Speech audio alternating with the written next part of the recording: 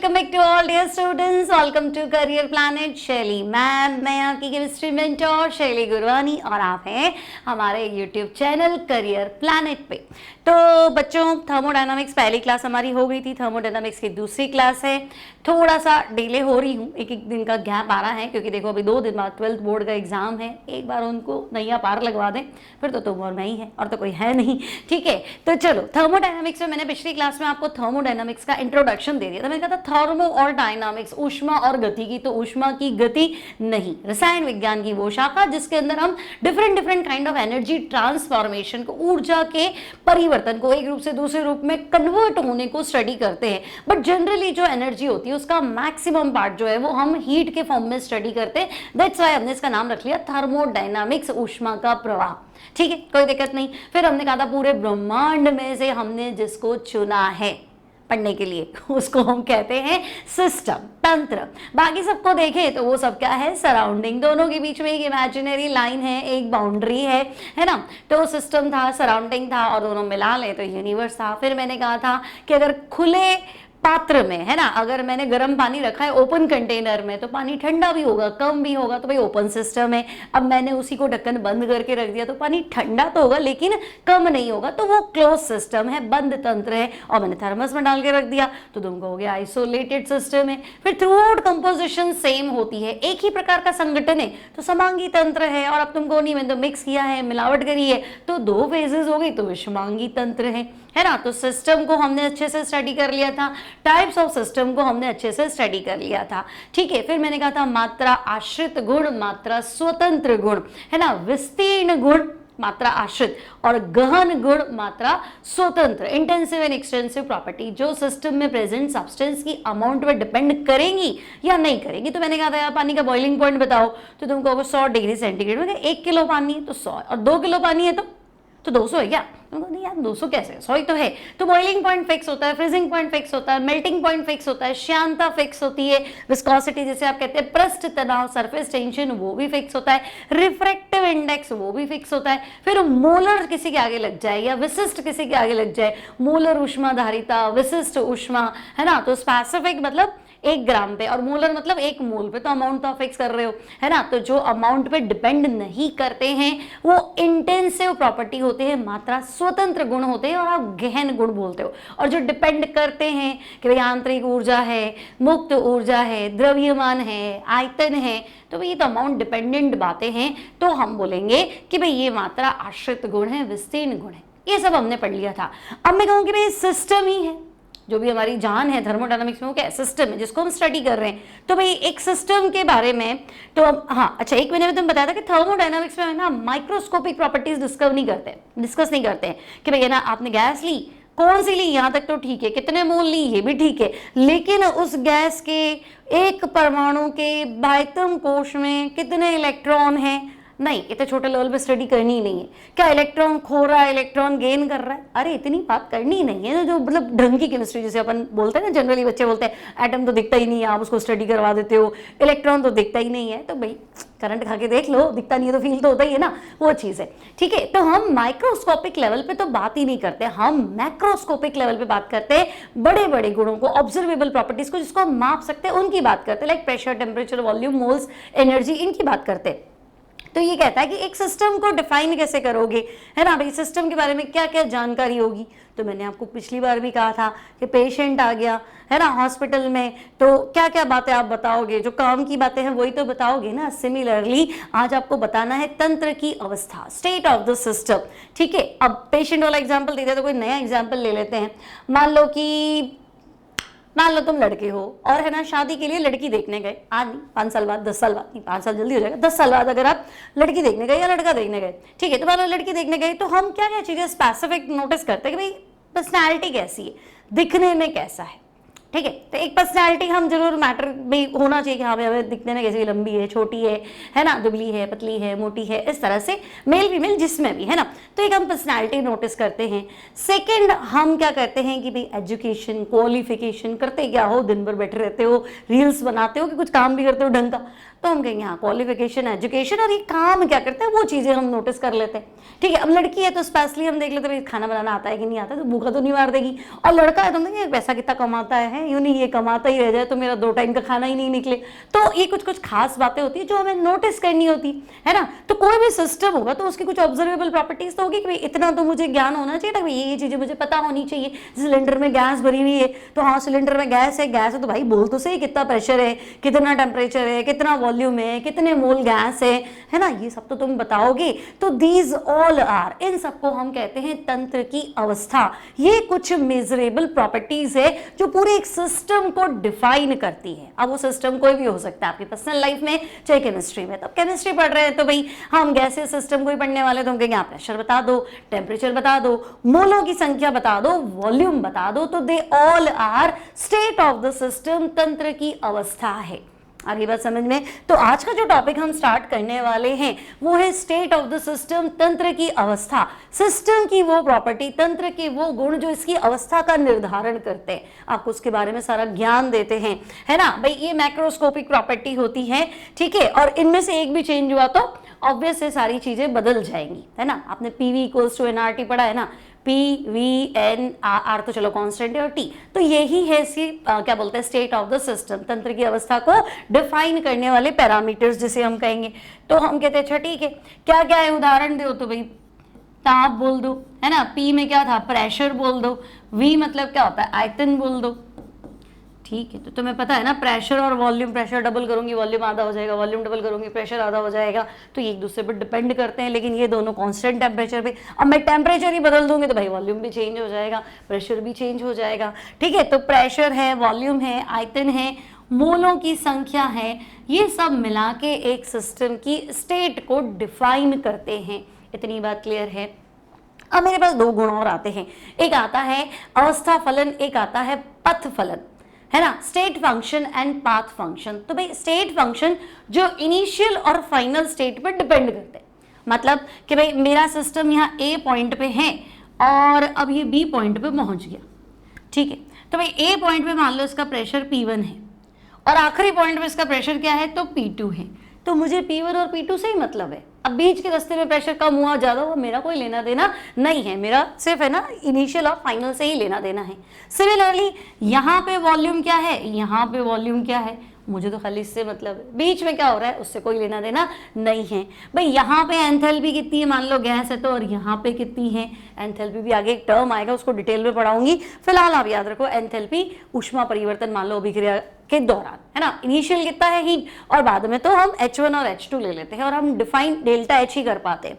Similarly भाई पहले temperature कितना है और बाद में टेम्परेचर कितना है, बस इतनी सी बात है। ड्यूरिंग दी प्रोसेस क्या हो रहा है उससे कोई मतलब नहीं है। आगे बात समझ में, मतलब कि मैं अगर IIT की तैयारी कर रहा हूँ, मेडिकल की तैयारी कर रहा हूँ, तो मेरे पिछले टेस्ट में कितने नंबर है और मेरे अगले टेस्ट में कितने नंबर है, मुझे सिर्फ यही देखना है कि मैं आगे बढ़ा हूँ कि मैं पीछे गया हूँ। आई बात समझ में। अब ड्यूरिंग तो मैंने इतनी पढ़ाई करी थी या मैंने इतनी फिल्में देखी थी, हमारे क्या लेना देना। भाई आपके नंबर बड़े हैं तो गुड, और अगर आपके नंबर नहीं बढ़े हैं, कम हुए हैं, तो फिर आप भले आपको मैं तो मरते हुए पढ़ाई करी तो कोई मतलब नहीं है, नंबर नहीं आए ना तो बात खत्म। तो भाई मुझे सिर्फ इनिशियल और फाइनल स्टेट पे ही बात करनी है, पथ से मेरा कोई लेना देना नहीं है। तो जब भी मैं 1 2 कर हाँ P1 होता है, P2 होता है, V1 होता है, V2 होता है, T1 होता है, T2 होता है, H1 होता है, H2 होता है, आंतरिक ऊर्जा E1 होता है, E2 होता है। तो अगर मैं ये बातें कर पाऊं तो ये सब अवस्था फलन है ना। सिस्टम के वे पैरामीटर, सिस्टम की वे प्रॉपर्टी जो इसको तो डिफाइन करते हैं, सिस्टम के बारे में तो बताएंगे, लेकिन सिर्फ इनिशियल और फाइनल पॉइंट पे, प्रारंभिक अवस्था पे निर्भर करते हैं, अंतिम अवस्था पे निर्भर करते हैं, बीच में क्या हुआ उससे हमारा कोई लेना देना नहीं है। तो उन पैरामीटर को यानी पथ पे निर्भर नहीं करते, उन्हें कहते हैं अवस्था फलन, उन्हें कहते हैं स्टेट फंक्शन। इतनी बात क्लियर है। क्या क्या होता है तो अब तुम बता ही सकते हो भाई। T1 T2 सुना है मतलब ताप, P1 P2 सुना है मतलब दाब, है ना। E1 E2 सुना है मतलब आंतरिक ऊर्जा। तो भाई H1 H2 भी सुना है, अभी मैडम ने बताया था, तो ठीक है एंथैल्पी कहना चाह रहे हो। अब मैं एंथैल्पी को इंग्लिश में लिखूंगी, ठीक है, एंथैल्पी, है ना। और क्या सुना है, V1 V2 सुना है मतलब आयतन भी सुना है, ठीक है। N1 N2 सुना है, हाँ, तो वही मोलों की संख्या, पहले इतने मोल थे, बाद में इतने मोल थे, ठीक है। तो ये सारे के सारे क्या है, वो पैरामीटर है जो इनिशियल पॉइंट पे डिपेंड करते हैं, फाइनल पॉइंट पे डिपेंड करते हैं, बीच से हमें कोई लेना देना नहीं है। क्लियर है। अब आता है पथ फलन। पाथ फंक्शन क्या होता है, तो जिनका इनिशियल फाइनल पॉइंट से लेना देना है लेकिन वो पथ पे भी निर्भर करते हैं। आई बात समझे, पथ पे कैसे निर्भर करते हैं, तो मैं तुम्हें कह रही हूँ कि भाई देखो है ना, तुम ग्राउंड फ्लोर पे हो, है ना, और 5वें माले पे तुम्हें ना एक बाल्टी पानी पहुंचा दी। अब एक पहले फ्लोर पे तुम हो, ग्राउंड फ्लोर पे तुम हो, और 5वें माले पे तुम्हें पानी की बाल्टी पहुंचानी है ना, तो तुमको 5 बार चढ़ना पड़ेगा। ग्राउंड से 1 पे जाऊंगा, 1 से 2 पे जाऊंगा, 2 से 3, 3 से 4, 4 से 5, तो तुम कहोगे अच्छा मैं कैसा करता हूँ, सीढ़ियों से चला जाता हूँ। चले जाओ, तो तुम सीढ़ियों से चले गए, ओके। फिर तुम कहोगे सीढ़ी से क्यों, लिफ्ट पड़ी है ना, मैं लिफ्ट में चला जाता हूँ, एक बाल्टी पानी तो पहुंचाना है, तो तुम लिफ्ट में चले जाओ, है ना। अब कहोगे लिफ्ट बंद हो गई तो मैं रह जाऊंगा, लाइट चली गई तो लिफ्ट में फंस जाऊंगा, तो मैं ऐसा करता हूँ कि ऊपर से पानी की बाल्टी फेंक देता हूँ और उसको रस्सी से खींच लेता हूँ। तो भाई तुम ऐसा कर लो। तो तुमने 3 अलग अलग रास्ते अपनाए, तो तीनों में किया गया कार्य समान होगा क्या? तुम कहोगे नहीं यार, सीढ़ियों से जाऊंगा तो मर ही जाऊंगा, 5वें माले तक कब पहुंचूंगा, है ना। लिफ्ट में जाऊंगा तो यार मेरे स्मार्ट तो कोई नहीं, और रस्सी लटका के भी काम करूंगा तो ठीक है, कर लूंगा, सीढ़ियों से तो बेटर ही है। तो बच्चे रास्ता बदल गया तो काम बदल गया। तो कार्य जो है वो पथ फलन है ना, इनिशियल और फाइनल, ठीक है, कहां से कहां ले जाना है वो ओके, लेकिन ड्यूरिंग द प्रोसेस आपके रास्ता आपने कौन सा चुना है उस पर वो डिपेंड करता है। आगे बात समझ में। सिमिलरली हीट का भी कुछ ऐसा ही है, हीट भी जो है वो पाथ फलन है। तो आपको ध्यान रखना भी सिर्फ 3 चीजें, एक कार्य, एक ऊष्मा, और एक ऊष्मा धारिता, हीट कैपेसिटी, जिसको हम आगे पढ़ेंगे, वो पथ फलन है। वो इनिशियल फाइनल पॉइंट के साथ साथ जिस रास्ते से तुम जा रहे हो उस पर भी डिपेंड करती है। तो तंत्र के वे गुण, सिस्टम की वो प्रॉपर्टी जो इनिशियल और फाइनल स्टेट, तो बच्चे प्रारंभिक और अंतिम अवस्था के साथ साथ किस रास्ते से जा रहे हो उस पे भी डिपेंड करती है। उसे अपन क्या कहते हैं, पाथ फंक्शन कहते हैं, है ना। अब पाथ फंक्शन तुम कहोगे यार डेली लाइफ में कोई एग्जाम दो, अभी तो आपने कहा बस पहले कितने नंबर आए, बाद में कितने नंबर आए, है ना, तो वही होता है, ठीक है। अब मान लो कि पहले तुम्हारे नंबर आए, बाद में तुम्हारे नंबर आए, मान लो बाद में तुम्हारे नंबर कम आए, है ना, तो हम जो कॉपी चेक कर रहे हैं, हम कहेंगे इनिशियल फाइनल इस बार आपकी मेहनत कम, लेकिन आपकी मम्मी आपको ऑब्जर्व कर रही है, यार पिछले टेस्ट के मुकाबले तो ज़्यादा पढ़ा है ना, पहले तो रात को 12 बजे सोता था, रात को 2-2 बजे सो रहा है, सुबह उठने का टाइम इसका सेम, और दिन भर लगा रहता है ना। तो वो जो तुम्हारी माँ का प्यार है, उनकी जो सोच है, वो तुम्हारे रास्ते को देखने के लिए इसे पढ़ा कैसे, दैट इज पाथ फंक्शन। लेकिन उसको जज कैसे करने बैठेंगे, जज तो नहीं कर सकते ना। वैसे सिमिलरली, है ना, तो पाथ फंक्शन यानी आप इनिशियल और फाइनल के साथ साथ रास्ते पे डिपेंड करते हो क्या। तो ऐसी चीजें बहुत कम होती है, मम्मी नोटिस करती, पापा नोटिस करते, बाहर की दुनिया को क्या लेना देना, इवन मुझे क्या लेना देना, तुमने ज्यादा पढ़ाई करी, मैं देखा फोकस स्टडी नहीं करी होगी, ढंग से नहीं पढ़ी होगी, उनको लग रहा है कि तुम पढ़ रहे हो, पता नहीं तुम क्या सोच रहे हो, है ना। तो हमें कोई मतलब नहीं है ना, बाहर के लोगों को कोई मतलब नहीं, वो के घर वाले तो बहुत कम लोग होंगे, तो बहुत कम ही पथ फलन है। कौन है जो पथ पे निर्भर करेगा, तुम कहोगे कार्य, दूसरा ऊष्मा, तीसरा ऊष्मा धारिता, रट लो, work, heat and heat capacity. सिर्फ ये 3 चीजें हैं बच्चे जो पाथ पे डिपेंड करती है, बाकी का पाथ से कोई लेना देना नहीं है। बात समझ में आ गई। अब मैंने एक ग्राफ बनाया, देखो प्रेशर और वॉल्यूम के अंदर। अब यहाँ मेरा इनिशियल पॉइंट ए है ना, और ये फाइनल पॉइंट बी है, तो मैं पहले ए पॉइंट पे थी और मुझे बी पॉइंट पे जाना था, ठीक है। अब मैंने कहा कि बच्चे देखो कि मुझे ए बिंदु से बी बिंदु पे जाना है, एक रास्ता तो मैंने ये ली, ठीक है। यहाँ प्रेशर पी ए है और फाइनल पॉइंट पे प्रेशर पी बी है, P1 P2 ले लो, है ना, और यहाँ प्रेशर जो वॉल्यूम जो है वो वी ए है, फाइनल पे V2 है, ठीक है। अब मैं कहूँगी नहीं ये तो तीसरा बात है, तुम ऐसे भी तो जा सकते थे यूं घूम के, तो हाँ भाई ऐसे भी जा सकता था, तो ये मेरा पहला रास्ता, और मैं ऐसे गई तो ये मेरा दूसरा रास्ता, और मैं सीधे चली गई तो मेरा तीसरा रास्ता। लेकिन इनिशियल पॉइंट और ये हमारा फाइनल पॉइंट, तो बच्चे इनिशियल और फाइनल पे प्रेशर का चेंज कितना है, तो तुम कहोगे भाई ये पी ए दिख रहा है, ये पी बी दिख रहा है, तो यानी ये डेल्टा पी है कि नहीं, ये क्या है डेल्टा पी है। तो कोई रास्ते से चले जाओगे इसमें फर्क पड़ा क्या, तो तुमको रास्ता तो बदला लेकिन इस पर तो कोई फर्क नहीं आया, इस पर कोई फर्क नहीं आया, है ना, मैंने ज़्यादा पढ़ाई की कम पढ़ाई की, मैडम को तो कोई मतलब ही नहीं है, वो तो खाली मार्क्स से मुझे जज कर रही। एग्जामिनर आपको मार्क्स से जज करे, आप सिलेक्ट हो या नहीं हो, कोई लेना देना नहीं है आप कितना पढ़ रहे हो, कैसे पढ़ रहे हो, कैसे एग्जाम दे रहे हो, हाँ कोई लेना देना नहीं। सिमिलरली वॉल्यूम में देखो कि भाई ये आपका इनिशियल वॉल्यूम था और ये आपका फाइनल वॉल्यूम है, तो भाई जो ये डिफरेंस है दैट इज डेल्टा वी, है ना। तो ये प्रेशर का डिफरेंस, ये वॉल्यूम का डिफरेंस, रास्ता बदल दो तो क्या तुम्हारे प्रेशर और वॉल्यूम का डिफरेंस चेंज हो रहा है क्या? तो रास्ता बदलने से क्या डेल्टा पी चेंज हुआ? क्या रास्ता बदलने से डेल्टा वी चेंज हुआ? कुछ नहीं चेंज हुआ, रास्ता बदलने से कुछ नहीं हुआ। सब लोग आपका इनिशियल और फाइनल स्टेटस देखते हैं, आज क्या हो, आज से 10 साल बाद में क्या होगे, सिर्फ वही देखा जाएगा। बीच में आपने कितना स्ट्रगल किया उससे क्या मतलब, अब मैं बहुत पढ़ाई करी, मैंने बहुत मेहनत करी, मैंने ये किया, मैंने वो किया, नहीं, है ना। आज आप स्टूडेंट हो, कल आप एक क्या बोलते हैं, एक जेंटलमैन होगे, है ना, या एक स्टैंडर्ड पर्सनैलिटी होगी जिसको हम जज कर सकते हैं। तो हम कैसे जज करेंगे, आज इतना सक्सेसफुल नहीं है लेकिन 10 साल बाद आप कहाँ पहुँचे हो, सक्सेसफुल हो कि नहीं हो, कितना पढ़ के आए हो, कैसे IAS बने हो, RAS बने हो, IIT निकाली है, मेडिकल निकाला है, क्या किया है, व्हाटएवर, हमें कोई मतलब नहीं। इनिशियल एंड फाइनल पॉइंट हर कोई वही देखता है। तो तुम्हें ध्यान रखना है जितने भी पैरामीटर है ना सब स्टेट फंक्शन है, सब पहला और आखिरी पॉइंट देखते हैं, बीच का है ना स्ट्रगल कोई नहीं देख रहा। कौन देख रहा है? कार्य, मम्मी, है ना, ऊष्मा, ठीक है, एक मम्मी ले लो एक पापा ले लो, तो कार्य हो गया, ऊष्मा हो गया, ऊष्माधारिता हो गया, भाई बहन ले लो ज्यादा से ज्यादा। इन लोगों को पता है कि मैंने कितनी मेहनत करी है, इसके अलावा किसी को कोई नहीं पड़ी है। अब याद हो जाएगा, state function, path function, state of the system, है ना। थोड़ा इंग्लिश टर्म्स याद करो, थोड़ा जल्दी हो जाएगा, मुझे पता है तुम्हारा हिंदी मीडियम है बट थोड़ा जल्दी है ना, बोलने में फ्लुएंसी आएगी, है ना। तंत्र की अवस्था, स्टेट फंक्शन, आई बात समझ में। पथ फलन, तो पथ तो पाथ ही है ना, फलन मतलब फंक्शन।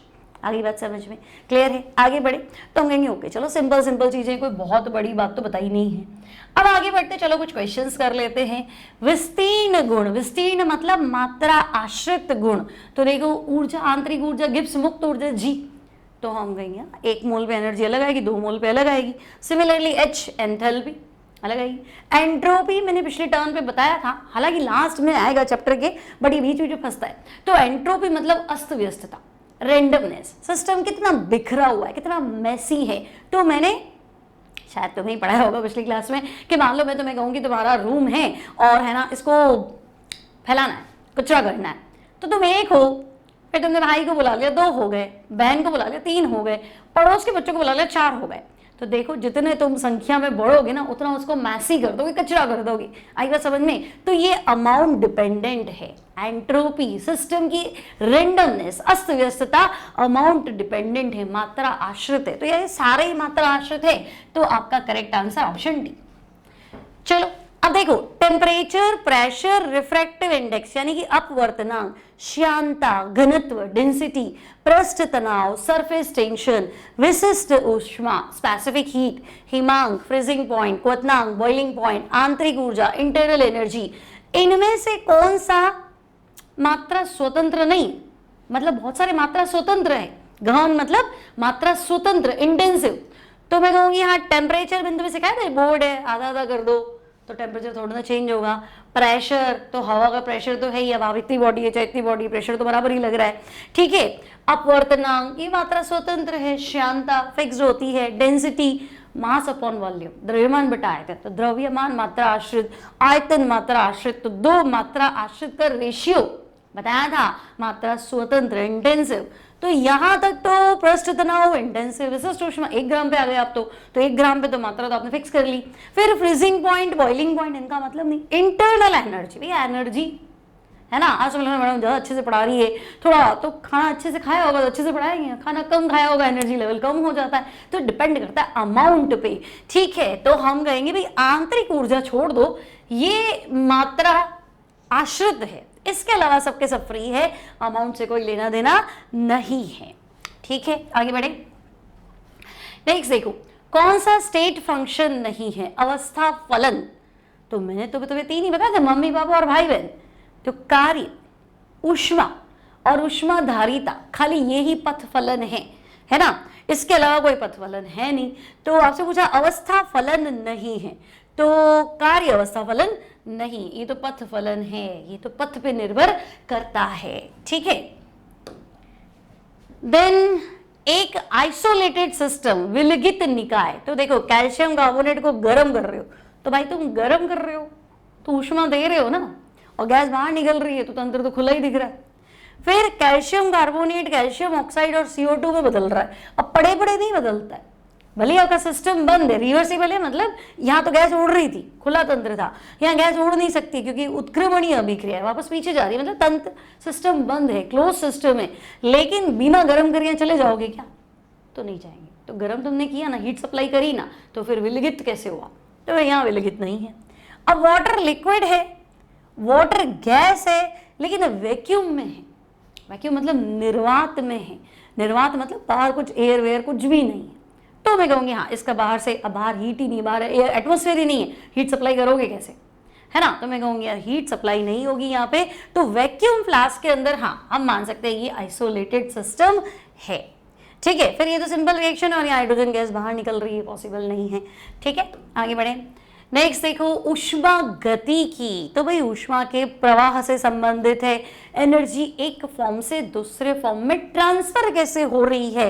तो होंगे कि यार एनर्जी ट्रांसफर से, एनर्जी चेंज से रिलेटेड है ऊष्मा गति की, थर्मोडायनामिक्स। नेक्स्ट ऊष्मा रोधी फ्लास्क। ऊष्मा रोधी मतलब समझे ना, थर्मस है आपके पास, हीट सप्लाई, हीट चेंज नहीं आ रहा है, ऊष्मा रोधी है, दीवारें बिल्कुल विलगित कर दी आपने, है ना? यहां आपने बर्फ के टुकड़े रख दिए, आइस पीसेस। ठीक है, तो भाई आपने यहाँ पे बर्फ के टुकड़े रख दिए हैं, आइस के पीसेस रख दिए हैं, है ना? तो अब बताओ, तो हम कहेंगे अगर दीवार ही आइसोलेटेड है तो ये सिस्टम कैसा है? आइसोलेटेड, विलगित तंत्र का प्रकार है। अब रुद्रोष्म प्रक्रम, यार ये अब आएगा, अभी अपन ने पढ़ा नहीं है। रुद्रोष्म प्रक्रम मतलब एक ऐसा प्रोसेस जहां हम सिस्टम और सराउंडिंग के बीच में हीट ट्रांसफर नहीं होने देते, वो प्रक्रम जिसमें तंत्र और परिवेश के मध्य ऊष्मा का कोई आदान प्रदान नहीं होता, मतलब क्यों आपको जीरो रखना है ना? तो ये अब आएगा तब पढ़ाऊंगी, चलो इतने ही क्वेश्चन करते हैं फिलहाल। तो हम कहेंगे एडियाबेटिक प्रोसेस के लिए क्यों जीरो, फिलहाल याद रखिए, जब आएगा तो वापस समझा दूंगी। ठीक है, यहाँ तक की बात तो क्लियर है बच्चे, क्वेश्चन छोड़ देते, आगे बढ़ते। Now students we have reversible and irreversible process, मतलब कि उत्क्रमणीय प्रक्रम, है ना? उत्क्रमणीय दोनों दिशाओं में चलने वाला, और अनुत्क्रमणीय इरिवर्सिबल एक ही दिशा में चलने वाला। तो आप बात कर रहे हो एक प्रोसेस तो आपका एक डायरेक्शन में चल रहा है और दूसरा प्रोसेस आपका दोनों डायरेक्शन में चल रहा है। ऐसा कैसे? दोनों डायरेक्शन में चल रहा है, एक दिशा में चल रहा है। तो देखो मान लो डेली लाइफ के एग्जांपल से समझते हैं, है ना? देखो केमिस्ट्री मतलब दैनिक जीवन, डेली लाइफ में हर इंसिडेंट जो है एक केमिकल प्रोसेस से रिलेटेड है। तो मान लो मेरी बात ऐसा ही है, ऐसा ही है ना? इरिवर्सिबल प्रोसेस मतलब एक ही दिशा में चलेगा, यानी कि मैंने दिन भर पढ़ाई कर ली, ओवरऑल मैंने पढ़ लिया, कल मैं एग्जाम देने जा रहा हूँ, जितना आएगा उतना उल्टी करके आ जाऊँ, पढ़ लिया ना मैंने, पूरा पढ़ लिया, आगे जितना भरना था भर लिया, अब कल मैं जाके लिख के आ जाऊँगा। वन टाइम, एक टाइम का प्रोसेस, आज पढ़ा कल लिख के आ गया। आई बात समझ? तो मतलब एक ही दिशा में पढ़ लिया, लिख के आ गया, अब वापस नहीं है कि वापस आगे पढ़ूंगा फिर लिख के आऊँगा, ऐसा नहीं। ठीक है, तो मतलब कि एक झटके से जो प्रोसेस हो जाता है, एक ही पद में जो प्रोसेस हो जाता है, जिसके खत्म होने के चांसेस होंगे। आज पढ़ लिया, एग्जाम दे दिया, चलो रिलैक्स, 4 घंटे तो शांति से रिलैक्स करूंगा, फिर वापस अगली तैयारी करूंगा। तो एक बार खत्म तो हुआ ना, एक प्रोसेस खत्म तो हुआ ना, ऐसे। ठीक है, लेकिन वो तो है इरिवर्सिबल, है ना? एक दिशा में आपने चला। अब रिवर्सिबल मतलब कल मेरे 300 क्वेश्चन का एग्जाम है।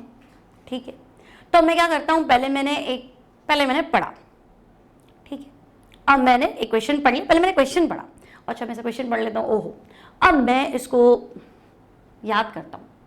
ठीक है, याद करता हूँ, अपनी किताब खोलियो, हाँ इसको ऐसे पढ़ना चाहिए, थर्मो का क्वेश्चन है, थर्मो निकाल के मैं पढ़ता हूँ, हाँ मैं याद करता हूँ, मैं सीख रहा हूँ कैसे। ठीक है, फिर मैंने लिखा, अब मैं दूसरा क्वेश्चन पढ़ रहा हूँ, पढ़ा, अब मैं फिर वहाँ अपना याद करने की कोशिश करता हूँ, कॉपी देखता हूँ, फॉर्मूला देखता हूँ, ये पढ़ लिया, याद हो गया, अब मैं उसको लिख रहा हूँ। अब मैं तीसरा क्वेश्चन पढ़ रहा हूँ, पढ़ लो, टेस्ट ही तो है, नॉर्मल टेस्ट, कोई बात नहीं, पढ़ लिया। अच्छा अब मैं इसको वापस वहाँ रिवाइज करवाऊँ, तो फिजिक्स का है, अच्छा ये ऐसा इलेक्ट्रोस्टैटिक्स का है ना, यहाँ ग्रेविटेशन का है, ओके। तो मैं वहाँ फॉर्मूला देखता हूँ, अच्छा ठीक है, अब उसको याद कर रहा हूँ, पूरा याद कर रहा हूँ, कैसे कैसे सोल्व करना, नकल नहीं मार रहा हूँ, फॉर्मूला देख रहा हूँ, कोशिश कर रहा हूँ, लिख रहा हूँ, अब मैं उसको जाके सॉल्व कर। फिर मैं चौथा क्वेश्चन थियोरी का है, फिलहाल तो नहीं आ रहा, वापस पढ़ रहा हूँ, फिर मैं उसको याद करूँ, अच्छा ऐसा होता है, ऐसा होता है, ऐसा होता है, ठीक है, लिख रहा हूँ। फिर पांचवा क्वेश्चन का, अच्छा कार्य है, फिर हाँ आज क्या था, मैडम ने कुछ बताया तो था, कार्य है, हाँ कार्य क्या है, पथ फलन, पथ, हाँ कार्य पथ फलन है, पथ फलन है, पथ फलन है, फिर मैं जाके लिख रहा हूँ, ठीक है। तो ऐसे तो तुम 300 क्वेश्चन करोगे तो दिमाग ही खराब हो जाए। तो तुम एक एक स्टेप पे एक एक क्वेश्चन पढ़ा, प्रोसीड किया, फिर पढ़ा, फिर प्रोसीड किया, फिर पढ़ा, फिर प्रोसीड किया, फिर पढ़ा, फिर प्रोसीड किया, ऐसे कर रहे हो, याद तो कर रहे हो, मेहनत पूरी कर रहे हो, 300 क्वेश्चन वापस जाके नकल नहीं मार रहे हो, लर्न कर रहे हो, फॉर्मूले लर्न कर रहे हो, उस टाइम पर ईमानदारी से पढ़ रहे हो।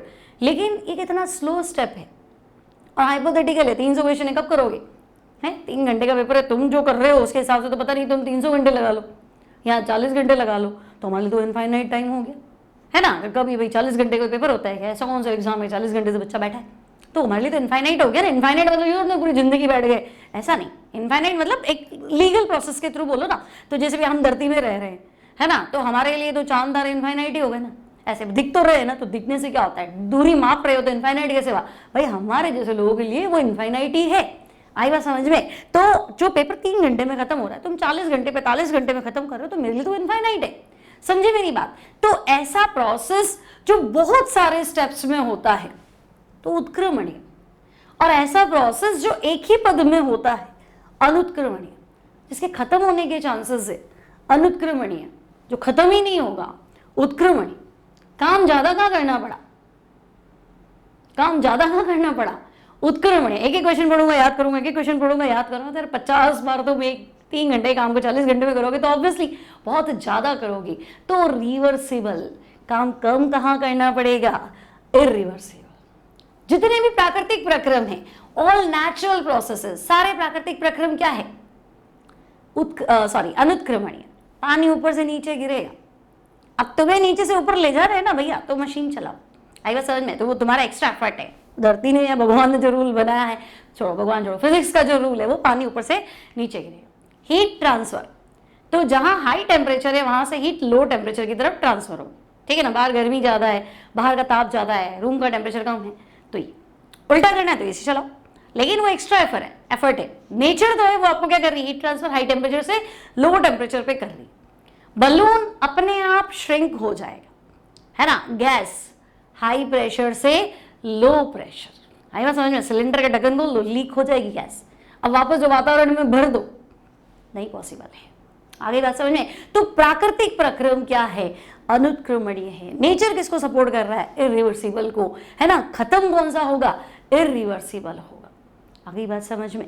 ऐसे तो हम कहेंगे कि भाई ठीक है, अब केमिस्ट्री के रिस्पेक्ट में कैसे पढ़ें, तो देखो मान लो मेरे पास एक गैस, एक सिलेंडर है, इसमें मैंने गैस भरी, मैं इसको स्टडी कर रही हूँ, तो तुमको अच्छा मैडम ऐसे बोलो, सिस्टम है, गैसेस सिस्टम है, ठीक है। यहाँ मैंने भारहीन घर्षणहीन पिस्टन लगा दिया, है ना। पिस्टन मतलब ढक्कन टाइप, मिक्सी के ऊपर जैसे क्रश करने के लिए जूस बनाते हो ना, तो उसको पिस्टन टाइप, पिस्टन समझ लो उसको, उसी तरह से, ठीक है। तो ये पिस्टन है, यहाँ मैंने 1 मोल गैस भर रखी है, ठीक है। अब पिस्टन रुका हुआ है, मतलब गैस का प्रेशर और बाहर का प्रेशर बराबर होगा, जितना ही प्रेशर लगाया उतना ही प्रेशर लगा, रुका हुआ। अब मैंने एक झटके से इसको नीचे दबा दिया, बाहर का प्रेशर फिक्स था, अब मैंने एक बार चेंज किया, प्रोसेस है ना। तो या तो गैस कंट्रैक्ट करनी थी या गैस को क्या करना था, एक्सपैंड करना था, संपीड़न करना था या प्रसारण करना था। तो भाई पहले मान लो वॉल्यूम ये था, बाद में वॉल्यूम ये है, तो तुम कहोगे ना हाँ ये नीचे हो गया क्या, अच्छा पहले वॉल्यूम ये था, बाद का वॉल्यूम ये है, मतलब आपने क्या किया है, बाहर का दाब बढ़ा दिया होगा, P external greater than P gas, ठीक है ना। तो वेरिएबल नहीं है, एक बार में मैंने चेंज किया, हर पल थोड़ा बदल रही हूँ, एक एक क्वेश्चन थोड़ा याद कर रही हूँ, एक बार पढ़ लिया जितना पढ़ना था, अब जाके लिख के आएंगे, आई बात समझ में। तो P एक्सटर्नल क्या होता है, कांस्टेंट होता है, एक बार आप फिक्स कर लो कि भाई पहले तो आपका न्यूट्रल स्टेट है, प्रोसेस ये थोड़ा है, प्रोसेस का हुआ, ये यहाँ से यहाँ गया तो प्रोसेस हुआ, तो मैंने गैस का दाब एक बार चेंज किया तो वो फिक्स है कि भाई हाँ पहले 5 था, मैंने अब 10 न्यूटन कर दिया, 10 न्यूटन पर मीटर स्क्वायर कर दिया, सॉरी फोर्स अपॉन एरिया है ना ऐसे, ठीक है। तो तुम कहोगी ओके बार बार नहीं बदल रहे हो, एक पर्टिकुलर प्रेशर पे आपका प्रोसेस निपट गया, तो ये प्रोसेस कैसा हुआ, तो हम कहेंगे ये अनुत्क्रमणीय है ना, इसको मुझे नीचे लाना था तो ये अनुत्क्रमणीय है। भाई मैं पहले इतनी तैयारी थी, एग्जाम देने गया, मैं यहाँ से यहाँ पहुंच गया, ये मेरा इनिशियल पॉइंट है, मेरा फाइनल पॉइंट है। अब तुम कहोगे नहीं मैं तो इसको रिवर्सिबल तरीके से करना चाहता हूँ, है ना, मेरे को तो ज़्यादा अच्छा लगा कि क्वेश्चन पढ़ो फिर है ना आंसर दो। तो पहले ये हमारा वॉल्यूम V1 था, है ना, बाद में ये वॉल्यूम जो है वो V2 हो गया, ठीक है, और ये आपका बाहर का प्रेशर P एक्सटर्नल है, अंदर जो हमने गैस भर रखी थी उसका प्रेशर P गैस, जो भी प्रेशर है वो P है, ठीक है। अब मैंने तुम्हें कहा एक झटके से इसको दबा दो, एक्सटर्नल प्रेशर एक बार में चेंज करना है कर दो। अब तुम्हारी प्रोसेस तो करना है लेकिन रिवर्सिबल तरीके से करना है, ठीक है। अब क्या करेंगे, तो देखो तुमने क्या किया, अब देखो रिवर्सिबल प्रोसेस मतलब फालतू आदमी, समय ही समय है, खूब समय है उसके पास जिंदगी में, एक एक क्वेश्चन याद करना, ठीक है। तो तुमने क्या किया, मैं क्या करता हूँ, एक सैंड पार्टिकल, बिल्कुल वेटलेस मान लो, बहुत ही कम, लेकिन कुछ इस पे आके गिरेगा तो थोड़ा तो वजन आएगा, तो मैंने एक रेत का दाना डाला, तो P एक्सटर्नल बढ़ गया, बाहर का दाब थोड़ा सा तो बढ़ा, एक रेत के दाने में कुछ तो है भी, ऐसे थोड़ा चीटी को तुम कम तो नहीं समझ सकते ना, वेट तो है, तो हम कहेंगे हाँ थोड़ा सा बढ़ा, तो उसको लगेगा कि हाँ यार थोड़ा सा जो है बढ़ा, तो ये नीचे आ जाएगी, थोड़ी देर बाद में उसको बैलेंस कर देगी कि हाँ ठीक है। फिर तुमने कहा अच्छा एक रेत का दाना और डाल देता हूँ, तो एक बार तो दबेगा, तो जितना बैलेंस कर पाएगी उतना कर देगी, ठीक है। फिर तुमने कहा तो कुछ नहीं हो रहा, एक दाना और डाल देता हूँ, फिर नीचे आएगा, जितना हो सकता है बैलेंस, ठीक है, तो वापस ऊपर आ जाएगा वो, है ना। फिर एक दाना डाला, फिर एक दाना डाला, तो मैं तो फालतू ही हूँ, मेरी ज़िंदगी में अथाह समय है, मैं एक दाना एक दाना एक दाना एक दाना एक दाना एक दाना पता नहीं सो गया था एक एक दाना करके टक टक टक टक टक टक टक टक ऐसे करके मैंने एक एक दाना डाला, सैंड पार्टिकल, एक एक सैंड पार्टिकल डाला, और मैंने ये प्रेशर बना लिया, ठीक है भाई बना लिया। हाँ हालांकि आपने ये काम 5 मिनट 10 मिनट में कर लिया, मैं 10 घंटे में किया, दो काम 10 मिनट में हो रहा था, तुमने ये काम 10 घंटे में किया, तो भाई मेरे लिए तो अनंत समय है, अनंत समय है ना। तो तुम कहोगे हाँ यार ठीक है ये काम तो किया है, लेकिन इसने तो बहुत माथा पच्ची करके किया है। तो गैस का वॉल्यूम पहले V1 था, V1 हुआ है, V2 हुआ है सॉरी, लेकिन तुमने ये जो काम किया है ना ये उत्क्रमणीय प्रक्रम से किया। अब भाई हाइपोथेटिकली मानेंगे ना, किसके पास इतना समय पड़ा है, हाइपोथेटिकल मतलब काल्पनिक ही तो है, ऐसा कोई पॉसिबल है कि एक दाना डालूंगा वेट करूंगा, फिर एक दाना डालूंगा फिर वेट करूंगा, फिर एक दाना डालूंगा फिर वेट करूंगा अनंत समय तक, तो फिर अनंत अंबानी कभी नहीं बनेंगे, अनंत समय लेंगे, है ना। तो अनंत अंबानी बनना है तो हम अनंत समय ले नहीं सकते, फटाफट काम करना पड़ेगा। तो हम कहेंगे हाँ ये नेचुरल प्रोसेस है, नेचर भी इसको सपोर्ट कर रही है, ये तो बैठेगा नहीं, ठीक है। तो भाई इसमें वर्क डन ज्यादा होता है, कोई पूछे उत्क्रमणीय प्रक्रम में किया गया कार्य वर्क डन, सवाल बनेगा आगे, तो यहाँ किया गया कार्य अधिकतम है, इतनी माथापच्ची करोगे तो काम तो ज्यादा ही करोगे, है ना। लेकिन ये स्मार्ट वर्क नहीं है, स्मार्ट वर्क है, जो तुमने 10 घंटे में किया उसे 10 मिनट में कर लिया, तो पैसे ज्यादा कौन कमाएगा, सोच सकते हैं, ठीक है ठीक है ओके। चलो प्रोसेस समझ में आ गया तुम्हें, है ना, उत्क्रमणीय प्रक्रम अनुत्क्रमणीय प्रक्रम। अब देखो उत्क्रमणीय प्रक्रम वो प्रक्रम जो इतनी धीमी गति से किया जाता है कि निकाय और परिवेश सदैव साम्य अवस्था में रहते हैं। एक दाना डालूंगा, हल्का सा प्रेशर बढ़ेगा, फिर वापस दोनों बैलेंस हो जाएंगे, तो साम्य धीमा इतना है कि हमेशा क्या होगा, इक्विलिब्रियम। अब तुम सोचो तुम बार बार एक एक पार्टिकल डाल रहे हो, तो तुम बाहर का दाब बार बार बदल रहे हो, क्योंकि मान लो न्यूमेरिकल आएगा और तुम्हें कहेगा मेरे को तो पता ही नहीं चलता मैडम उत्क्रमणीय प्रक्रम है कि अनुत्क्रमणीय। अरे भाई तो एक बार प्रेशर दे रखा है ना, वेरिएबल थोड़ा ना है, एक बार फिक्स कर दिया इतने प्रेशर पे गैस पहले इतनी थी बाद में इतनी हो गई, तो एक ही बार प्रेशर दिया है तो वो क्या कर रहा है, एक झटके में काम करना चाह रहा है, तो इरिवर्सिबल है ना। अब बार बार वेरी कर रहा है वो, ठीक है, तो उसको तो ग्राफ से इंटीग्रेशन करके आंसर निकालना पड़ेगा, तो वो उत्क्रमणीय है, ऐसे सोचो, ठीक है। तो उत्क्रमणीय मतलब हमेशा इक्विलिब्रियम रहेगा, फिर आदर्श ही होगा ऐसा प्रक्रम, तो बिल्कुल अनंत समय लगेगा, बिल्कुल अवास्तविक होंगे तो ऐसा तो कोई बेवकूफ है नहीं जिसको करने बैठेगा। अधिकतम कार्य प्राप्त कर सकते हैं, है ना। अब तुमने कहा उत्क्रमणीय प्रक्रम मतलब साम्य अवस्था, यानी प्रक्रम आगे भी है पीछे भी आ रहा है, वापस आ रहा है, काम तो हो रहा है और धीरे धीरे हो रहा है, ठीक है। मतलब जैसे आज मैंने एक डायमंड खरीदा, है ना, अब बोलने में आता है हीरा है सदा के लिए, नहीं, ग्रेफाइट में चेंज हो सकता है, वो हमेशा हीरा रहेगा कोई गारंटी नहीं, लेकिन धीरे धीरे धीरे धीरे धीरे धीरे धीरे धीरे धीरे अनंत समय, मतलब मैंने तो खरीदा, ठीक है, आराम से उसको पहना, पूरी ज़िंदगी काम में लिया, ओके, आगे ट्रांसफ़र कर दिया, फिर आगे ट्रांसफ़र हो गया, फिर आगे ट्रांसफ़र हो गया, 100-200 पीढ़ियाँ निकल गई, फिर वो मान लो डायमंड से ग्रेफाइट में कन्वर्ट हो गया, ठीक है, मैजिक मान के फेंक देंगे और तो क्या है, हमारा काम हो गया, तो मेरे तो अनंत समय हो गया ना, ऐसे, ठीक है। तो हो तो रहा है, प्रोसेस तो हो रहा है, लेकिन वो इतना स्लो स्पीड से हो रहा है कि उससे हमें कोई फर्क नहीं पड़ रहा है। आगे बात समझ में। तो देखो आगे जाने वाला फोर्स जो है ना बच्चे, वो है ड्राइविंग फोर्स, चालक बल कह दो, ड्राइविंग फोर्स, और वापस विरोध करने वाला फोर्स कौन सा है, तो फिर तुम बोलो ओपोजिंग फोर्स। तो अगर ड्राइविंग फोर्स और ओपोजिंग फोर्स, भाई अगर तुम गाड़ी तेज चला रहे हो तो आगे चलेगे, तो वापस तो पीछे नहीं आओगे, लेकिन आप धीरे धीरे चला रहे हो तो थोड़ी आगे ली, फिर पीछे ली, फिर आगे ली, फिर पीछे ली, फिर आगे ली, फिर पीछे ली, है ना। तो अगर ड्राइविंग फोर्स और ओपोजिंग फोर्स में बहुत कम डिफरेंस है तो तुम कहोगे उत्क्रमणीय है, और बहुत ज्यादा डिफरेंस है, आगे गया तो पीछे नहीं आ पा रहा हूं, तो वो इरिवर्सिबल प्रोसेस है। आगे बात समझ में। तो ये एक ही दिशा में होगा, सॉरी उत्क्रमणीय है ना, दोनों दिशाओं में होगा, क्योंकि इनमें ड्राइविंग और ओपोजिंग फोर्स में डिफरेंस जो है बहुत माइन्यूट है, छोटा सा अंतर होता है। क्लियर है। तो भाई ऐसा कुछ है तो रिवर्सिबल है, उत्क्रमणीय है। क्लियर। फिर आगे बढ़ते हैं, इरिवर्सिबल प्रोसेस। तो भाई यहां क्या होगा, ड्राइविंग फोर्स और ओपोजिंग फोर्स, चालन बल और विरोधी बल में अंतर ज्यादा होगा। अब निकाय अपनी प्रारंभिक से अंतिम अवस्था में एक ही पद में पहुंच जाता है, एक ही झटके में। एक बार एग्जाम देने गया, 2 घंटे 3 घंटे पेपर दिया, खत्म, आप रिजल्ट बता दो, पास हूं कि फेल हूं, है ना, ओनली 1 स्टेप, ठीक है।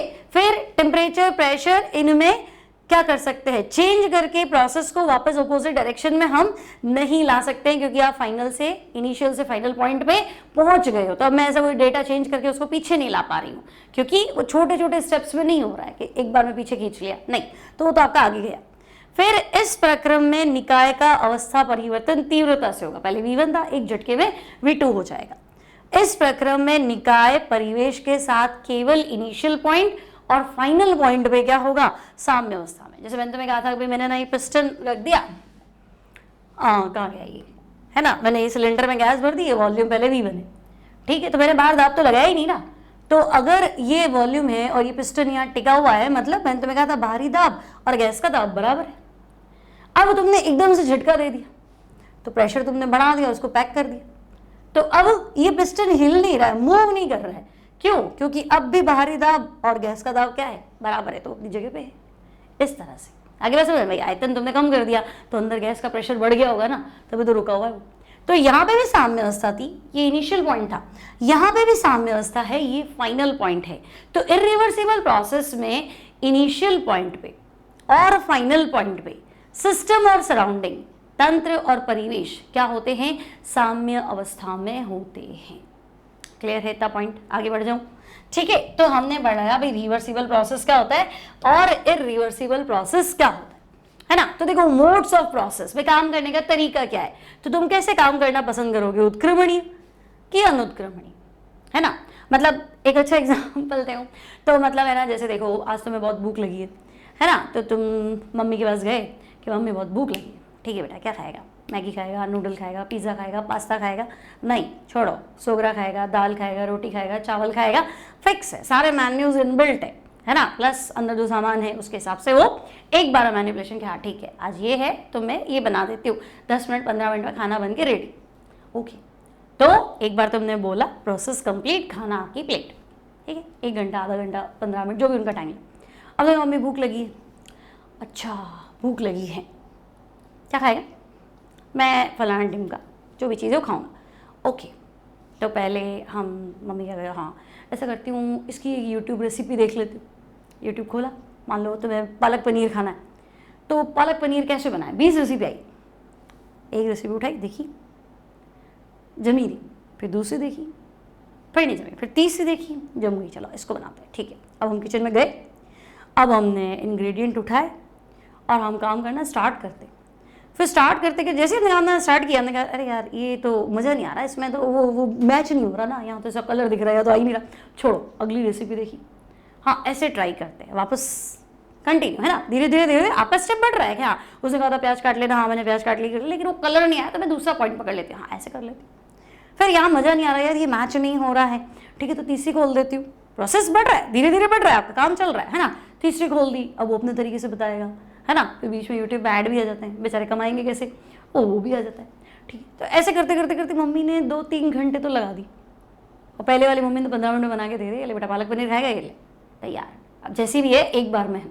और ये वाली मम्मी ना 20 जनों की रेसिपी ट्राई करके और तो पकड़ा देती। तो प्रोसेस तो हुआ है ना। और हर पल उन्होंने क्या किया, मेहनत करी। हाँ, एक बार इसका देखा, ये मिलाया, फिर दूसरा देखा, फिर ये मिलाया, फिर ये देखा, फिर ये मिलाया, फिर देखा, मिला बहुत सारा, ठीक है। तो क्या हुआ क्या, तो तुमको क्या मैडम स्टेप्स बहुत ज़्यादा ले लिए, काम तो किया पर स्टेप्स बहुत ज़्यादा ले लिए, तो मत ही करते, बोला ना। तो वही तो चीज़ है ना, उत्क्रमणीय और अनुत्क्रमणीय, जो वास्तविक प्रक्रम है। क्या खाना दे दो एक बार में, जो भी है एक बार कोई यूट्यूब चैनल पे देख लो ये ऐसे बनाना और दे दो, है ना। तुम 20 देखना देख लो, लेकिन एक बार में देख लो, एक चीज़ डिसाइड कर लो, दे दो। वहाँ जाके बार बार बदली मत करना, है ना। टिक फिर टिक फिर टिक फिर टिक ऐसे मत करना। तो अगर ऐसा नहीं करोगे तो वास्तविक है, ठीक है। लेकिन हाँ वैसे करोगे तो फिर वो हाइपोथेटिकल है। ऐसा किसी की मम्मी करती नहीं है, देखो, है ना। मम्मी हमेशा ऑलवेज स्मार्ट होती है। फिर ये इनफाइनाइट प्रोसेस में होता है, ये फिक्स्ड स्टेप्स में होता है। 2 3 4 स्टेप है, 3 स्टेप है, जो भी है, एक ही दिशा में चलेगा, ये दोनों दिशाओं में चलेगा। इनकी रेसिपी बार बार चेंज हो सकती है। इन्होंने इतना धीमे किया, बस अभी गैस जलाया है और वीडियो चेंज कर दिया, तो गैस तो उसने भी जलाया है। फिर उन्होंने तेल डाला है, फिर उन्होंने वीडियो चेंज कर दिया, उससे भी तेल डाला, ठीक है। फिर तीसरी वीडियो में प्याज डाला है, फिर वीडियो चेंज कर दिया, गैस कम है इनका, उससे भी प्याज डाला, फिर ये वीडियो अच्छा नहीं है।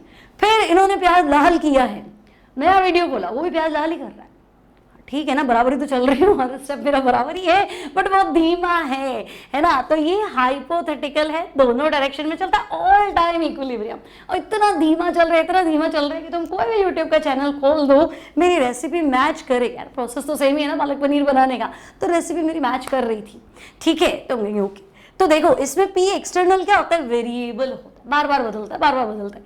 यहाँ पी एक्सटर्नल कांस्टेंट होता है। तेल गरम कर दिया है, प्याज डाल दिया है, प्याज लाल हो गए हैं, पालक पिस चुकी है, मिक्स करके और ये तक कर रहे हो। तो नया चैनल खोल दे तो इतना तो हो रखा है, अब कुछ नहीं हो सकता। तो कुछ नहीं हो सकता मतलब ये रिवर्सिबल प्रोसेस है। तुम टेम्परेचर प्रेशर चेंज करके वापस पीछे नहीं ला सकते हो। और यहाँ बच्चे थोड़ा 19-20 परिवर्तन करके तुम ला सकते हो। और जो मैं एग्जाम्पल दे रही हूँ उसमें तो कोई टेंशन ही नहीं है, कहीं पर भी ला सकते हो, ठीक है। मैं नहीं करती वैसे, ऐसा मत सोचना, बट ऐसा हो सकता है। तो देखो पी एक्सटर्नल वेरिएबल है, यहाँ पी एक्सटर्नल कांस्टेंट है। अब आपसे पूछा जाएगा वर्क डन कहाँ ज्यादा करना है, तो बच्चे वर्क डन W रिवर्सिबल है ना। उत्क्रमणीय प्रक्रम में काम ज्यादा करना पड़ता है, अनुत्क्रमणीय प्रक्रम में वर्क डन कम होगा। क्लियर है, सिंपल है, सरल है, कर लेंगे, आगे बढ़ जाए। चलो, तंत्र और परिवेश के मध्य ऊष्मा का स्थानांतरण। अब सिस्टम और सराउंडिंग के बीच में मुझे हीट ट्रांसफर करना है। अब इसको बाद में पढ़ते हैं। डेली लाइफ में मान लो तुम खुद ही एक सिस्टम हो, तुम्हारे और सराउंडिंग के बीच में हीट ट्रांसफर करना कैसे पॉसिबल? सोचो, तुम खुद सिस्टम और तुम्हें अपने बाहर के सिस्टम को या तो हीट देनी है या हीट लेके आनी है, कैसे होगा? 2 तरीके, यहाँ पे भी लिखा है, पीछे पढ़ रहे हो मुझे पता है। 2 तरीके हैं, हीट एनर्जी के अकॉर्डिंग, वर्क डन के अकॉर्डिंग। छोड़ो इन सबको, फालतू बातें। ऐसे ही समझो तुम एक सिस्टम हो, तुम्हें अपनी सराउंडिंग के साथ अपना क्या करना है, हीट ट्रांसफर करना है। तो तुम ऐसा करो, एक एसी वाले कमरे में जो बिल्कुल एसी चल रहा हो, चिल्ड चल रहा हो, 16 पे एसी चल रहा हो, वहां जाके खड़े हो जाओ। तुम्हारी बॉडी का टेम्परेचर 16 नहीं है, लेकिन तुम एसी वाले रूम में चले गए जहां टेम्परेचर 16 है। अब क्या होगा? तो तुम कहोगे मैडम धीरे धीरे मेरी बॉडी भी कोल्ड फील कर रही है। तुम कोल्ड कैसे फील करते? क्योंकि हमारी हीट बाहर जा रही है भाई, हमारी बॉडी से हीट क्या हो रही है, बाहर सप्लाई हो रही है। बाहर का टेम्परेचर 16 है, मेरी बॉडी का टेम्परेचर 25 है, 30 है। तो अगर मैं 16 वाले में ही रहूंगी तो फिर धीरे धीरे मैं कोल्ड क्यों फील करूंगी? क्योंकि मेरी हीट बाहर की तरफ ट्रांसफर हो रही है ना। और जब मैं 16 पे शिवरिंग हो जाएगी, सिकुड़ना, ठंड लगने लग जाएगी, क्योंकि हीट तो बाहर चली गई, तो मेरी हीट गई तो मैं कोल्ड फील करूंगी ऑब्वियस है ना। तो हम कहेंगे हाँ ऐसा तो हो सकता था। तो अगर मैं एसी वाले रूम में चली जाऊँ, नहीं मेरा क्या एग्जाम्पल है, तुम्हें बोला था ना मैं ट्रांसफर कैसे करोगे, तो अगर तुम एसी वाले रूम में चले गए तो तुम कहोगे हाँ भाई मैडम मेरी हीट तो जा रही है, ठीक है। अब ये तो हुआ कि तुम सिस्टम से सराउंडिंग में हीट बाहर आई, ठीक है। अब मैं कहूँगी चलो अब तुम भी सोलह, अब एकदम तुम्हें शिवरिंग फील हो रही है, एकदम ठंड लग रही है, अब तुम क्या करो, कोयले की भट्टी पे जाके भट्टी के पास खड़े हो जाओ। तो तुम वहाँ खड़े, तुम्हारी बॉडी का टेम्परेचर 16 आ गया था या 20 आ गया था मान लो। अब वहाँ धीरे धीरे पहले तो तुम्हें थोड़ा ठीक लगेगा, है ना, थोड़ा अपन बॉडी ठंडी है ना, तो वहाँ अच्छा लगेगा कि चलो हीट आ रही। लेकिन जैसे ही तुम्हारा बॉडी टेम्परेचर 25 आया, 30 आया, उसके बाद में गर्मी लगना शुरू हो जाएगी। 25-30, अपन अगर राजस्थान में रह रहे हो तो 30, है ना, और साउथ में रह रहे हो तो 32-35 झेल लोगी, और अगर यहाँ ऐसी जगहों पे नहीं रहते हो तो फिर तो 28-29-30 तक चलेगा, ठीक है। तो हम कहेंगे कि नहीं, अब मैं भट्टी के पास खड़ा हुआ ना, अब क्या हुआ, अब मेरे पास हीट आ रही है, मेरी बॉडी और गर्म हो रही, थोड़ी देर में चक्कर आने लग जाएंगे, इतनी हीट लू लग जाएगी, यहाँ गर्मी बहुत ज़्यादा लग जाएगी, है ना, हीट स्ट्रोक होने लग जाएगा, तो यहाँ ये तो गड़बड़ है। तो तुमने सराउंडिंग के साथ हीट ट्रांसफर किया, कैसे किया, अगर तुम एसी वाले रूम में जाके खड़े हुए तो तुम्हारी हीट बाहर ट्रांसफर होगी, और अगर तुम किसी गर्म एरिया में जाके खड़े हो गए, कोई भट्टी जल रही है वहां जाके खड़े हो गए, तो तुम्हें वहां से हीट मिल रही। तो सिस्टम और सराउंडिंग के बीच में, तंत्र और परिवेश के बीच में एनर्जी ट्रांसफॉर्म है, हीट क्या एनर्जी तो है, तो एनर्जी ट्रांसफॉर्म हो सकता था हीट के फॉर्म में, ऊष्मा के रूप में। और कैसे हो सकता था, तो अब मैं तुम्हें कह रही हूँ कि तुम ऐसा करो कि है ना, दौड़ना चालू करो, जोर से दौड़ो, है ना, आराम से खाना वाना खा लिया मस्त, अब है ना बहुत ज़्यादा नहीं, उल्टी हो जाएगी, नॉर्मल, अब जिस भी सिचुएशन में हो अब तुम दौड़ो, ट्रेडमिल पे दौड़ो, चलो ट्रेडमिल समझते हो ना, जिम के अंदर, है ना, तो ट्रेडमिल पे दौड़ो। तो तुम दौड़े 5 की स्पीड पे, 6 की स्पीड से, 7 पे, 8 पे, 9 पे, 10 पे, तेज दौड़ोगे तो क्या होगा, थोड़ी देर में पसीना आने लग जाएगा, बहुत तेज पसीना आने लग जाएगा, हार्ट बीट तेज हो जाती है, सांस तेज, है ना, पूरी बॉडी की सारी सेल्स क्या होती है, काम करने लग जाती है, भाई इसको क्या हो गया, पागल हो गया, एकदम से काम करना पड़ रहा है। तो जो भी एनर्जी है वो फटाफट कंज्यूम हो रही है, आपको दौड़ाने के लिए पूरी एक सेल काम कर रही है, और बॉडी गर्म हो गई तो उसको ठंडा करने के लिए क्या हो रहा है, टेम्परेचर, मतलब हीट जो बाहर आ रही है, तो आपको पसीना आ रहा था कि अंदर की बॉडी ठंडी हो, ऐसा ही, ठीक है। तो मेरे को पसीना आ रहा है ना, मेरी बॉडी गर्म हो गई, तो काम किया था, मैं तो ना एसी में गई ना मैं भट्टी के पास खड़ी हुई, पहले तो मैं एसी में गई, तब मेरा टेम्परेचर चेंज हुआ, हीट ट्रांसफर हुआ, या मैं भट्टी के पास चली गई, है ना, फर्नेस वहां चली गई, तो मेरी बॉडी से सराउंडिंग में हीट ट्रांसफर हुआ। लेकिन भाई मैं तो नहीं गई ना, तो मैं एसी में गई ना मैं किसी फर्नेस के पास खड़ी हुई, लेकिन फिर भी मैं अगर दौड़ी, और मैं क्यों दौड़ू, तुम्हें दौड़ना है, तुम दौड़े तो क्या होगा कि नहीं, हीट ट्रांसफर तो हुआ, तो काम करता हूं ना तो हीट ट्रांसफर होता है, तो काम करते हो ना तो हीट ट्रांसफर होगा। तो मैं वही तो कह रही हूँ, सिस्टम और सराउंडिंग के बीच में हीट ट्रांसफर हो सकता है 2 तरीके से, एक in the form of heat, ऊष्मा ऊर्जा के रूप में, और दूसरा कार्य ऊर्जा के रूप में। अगर डेली लाइफ के एग्जाम्पल से पढ़ोगे कभी नहीं भूलोगे, है ना, किताब लिखने जितनी प्रैक्टिस हो जाएगी। और ऐसे ही हूँ दुखी हो गए, बड़ो अच्छा, तंत्र व परिवेश के मध्य ऊष्मा स्थानांतरण हो सकता है, तंत्र व परिवेश के मध्य ऊष्मा स्थानांतरण हो सकता है, कैसे हो सकता है, कार्य ऊर्जा में, ऊष्मा ऊर्जा में, पागल हो जाओगे, ऐसे केमिस्ट्री याद नहीं होनी है ना, तुम्हें अपनी बॉडी से बाहर हीट ट्रांसफर करनी। अरे मैडम यहाँ तो मैं एसी में जाके खड़ा हो जाऊंगा, यहाँ कहीं मिर्ची बड़े तल रहे होंगे, पकौड़े तल रहे होंगे, वहां जाके खड़ा हो जाऊंगा, भट्टी के पास क्यों जाऊँ, ठीक है, वो कर सकते हो। या फिर मैं तेज भागूंगा, तब भी मेरी बॉडी जो है वो पसीना छोड़ेगी, हीट ट्रांसफर होगा। तो भाई हीट के फॉर्म में, वर्क डन के फॉर्म में, सिस्टम और सराउंडिंग के बीच में एनर्जी ट्रांसफर पॉसिबल है, ठीक है। अब अगर तुम एसी वाले रूम में गए तो तुमने कहा मेरी बॉडी का टेम्परेचर ज्यादा था और रूम का टेम्परेचर कम था, इसलिए मेरी बॉडी ठंडी हो गई, हीट जो है वो बाहर चली गई। और जब तुम कहीं पकौड़े तल रहे थे वहां जाके खड़े हो गए तो वहां गर्मी ज्यादा थी, तुम्हारी बॉडी का टेम्परेचर कम था, तो वो गर्मी हमारी बॉडी में आई। तो हीट ट्रांसफर कब होगा, जब सिस्टम और सराउंडिंग 2 अलग अलग टेम्परेचर पे होंगी, है ना। अगर मैं 2 घंटे से एसी रूम में बैठी हूँ तो ठीक है ना, वो जो टेम्परेचर दे रहा है वो मेरी बॉडी ने एक्सेप्ट कर लिया, हम लोग इक्विलिब्रियम में, है ना, मेरी बॉडी का टेम्परेचर भी उतना ही ज्यादा रूम का टेम्परेचर है, अब मुझे कुछ ज्यादा अजीब सा फील नहीं हो रहा, ठीक, तो साम्यवस्थ है। बाहर से आऊंगी या बाहर जाऊंगी तो डिफरेंस फील होगा। तो अगर T1 T2 बराबर है तो ट्रांसफर नहीं होगा, लेकिन अगर सिस्टम और सराउंडिंग 2 अलग अलग टेम्परेचर पे है तो हीट ट्रांसफर होगा। क्या भाई, समझे मेरी बात? तो सिस्टम और सराउंडिंग में हीट ट्रांसफर होगा अगर दोनों डिफरेंट टेम्परेचर पे हो। तो मैंने सराउंडिंग बना दिया, सिस्टम बना दिया। अब मान लो इसका टेम्परेचर T1 है और यहाँ का टेम्परेचर T2 है, तो मैं कह दूं कि भाई T1 ग्रेटर देन T2, तंत्र का ताप परिवेश से ज्यादा है, तो यहाँ गर्मी ज्यादा है, यहाँ टेम्परेचर ज्यादा है, तो ये हीट बाहर ट्रांसफर करेगा, है ना। ऊष्मा कहाँ जाएगी? तंत्र से बाहर जाएगी।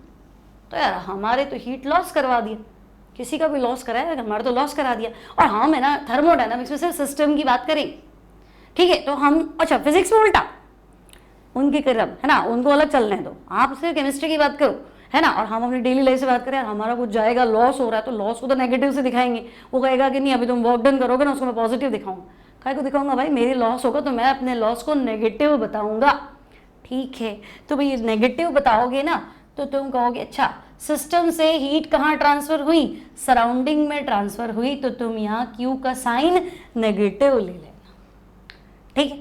अब मान लो यहाँ वापस वही सिस्टम है, इसका टेम्परेचर T1 और सराउंडिंग का टेम्परेचर T2, और मैं कह रही हूँ कि नहीं T2 ज़्यादा है, T1 कम है, बाहर गर्मी ज़्यादा है, सिस्टम में हीट कम है, तो तुम कहोगे हीट आएगी भाई, हमको मिलेगी, तो हम क्यू क्या कर देंगे?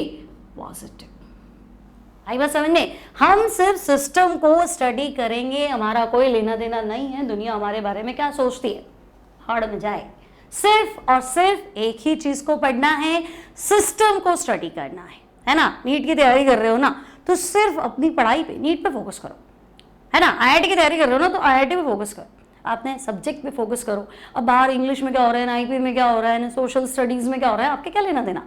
आप अपने सिस्टम पे फोकस करोगे तो ही आगे बढ़ पाओगे। तो सिर्फ सिस्टम पे फोकस करना है। तो आप कह रहे हो भी हमारा तो टेम्परेचर क्या था? ज्यादा था, बाहर का टेम्परेचर कम था, तो हीट ट्रांसफर हो गया, हीट बाहर चलेगी, तो क्यू का साइन नेगेटिव ले लेना। और बाहर का टेम्परेचर ज्यादा था, हमारा कम था, तो हमें तो मिला, भले हीट ही मिली, है ना, भले किसी ने गालियां ही दी, आई पॉजिटिव भी पॉजिटिव, तो पॉजिटिव ले लो, ठीक है। इतनी बात क्लियर है। सिमिलरली वर्क डन के रिस्पेक्ट में तो तंत्र व परिवेश के मध्य ऊष्मा का स्थानांतरण कार्य के रूप में हो सकता है। अब कार्य दो तरह का होता है, एक तो इलेक्ट्रिक वर्क, है ना। अब यूं तो ग्रेविटेशनल वर्क भी होता है, इलेक्ट्रिक वर्क भी होता है, और मैकेनिकल वर्क भी होता है, ठीक है। गुरुत्वीय कार्य, मैं इतने सारे कार्य थोड़ा ना पढ़ाने बैठूंगी, आधे तो फिजिक्स के, है ना। भाई ये W = QV, ठीक है। ये आपका फोर्स वाला ग्रेविटेशनल फोर्स क्या होता है? G m1m2/r²। ये क्यों पढ़ने बैठेंगे? हम केमिस्ट्री पढ़ रहे हैं, केमिस्ट्री में गैसेस सिस्टम को स्टडी करेंगे, तो भाई गैस यहाँ तो एक्सपैंड होगी, यहाँ गैस कॉन्ट्रैक्ट होगी, यहाँ तो गैस प्रसारित होगी, यहाँ गैस संपीड़ित होगी, आयतन में परिवर्तन आएगा, और इरिवर्सिबल प्रोसेस है, तो बाहर का प्रेशर तो कांस्टेंट है। तो मैं सिर्फ पीवी वर्क को ही स्टडी करने वाली हूँ, और तुम भी वही करने वाले हो, क्योंकि वही कोर्स में एग्जाम में सवाल उसी पे आना है। तो हम सिर्फ प्रेशर वॉल्यूम वर्क को स्टडी करेंगे। अगली क्लास में लंबा हो जाएगा, W इरिवर्सिबल भी पढ़ना है, फिर W रिवर्सिबल भी पढ़ना है। अब ये हाइपोथेटिकल है तो कोई बात नहीं, हाइपोथेटिकल चीजें भी पढ़नी पड़ती है। तो अनुत्क्रमणीय प्रक्रम के दौरान किया गया कार्य, उत्क्रमणीय प्रक्रम के दौरान किया गया कार्य, first law of thermodynamics, thermodynamical process, उष्मागतिकी प्रक्रम, ये सब हम नेक्स्ट क्लास में पढ़ने वाले। अभी तक बैठे हो मतलब तुम्हें लेक्चर अच्छे से समझ में आ रहा है, तुम्हारी मेरी ट्यूनिंग अच्छी है, तो एक लाइक तो बनता ही है। और अगर किसी दोस्त को शेयर कर दिया तो कोई दिक्कत नहीं है, और सब्सक्राइब करने के लिए कहने की जरूरत नहीं है, वो आपको करना पड़ता है। तो मिलते हैं नेक्स्ट टाइम नेक्स्ट क्लास में। You are watching Career Planet Shaily ma'am, और तब तक के लिए अच्छे से स्टडी करो, इस लेक्चर के अच्छे अच्छे नोट्स बनाओ। हम मिलते हैं अगली बार अगली क्लास में। Take care and bye bye.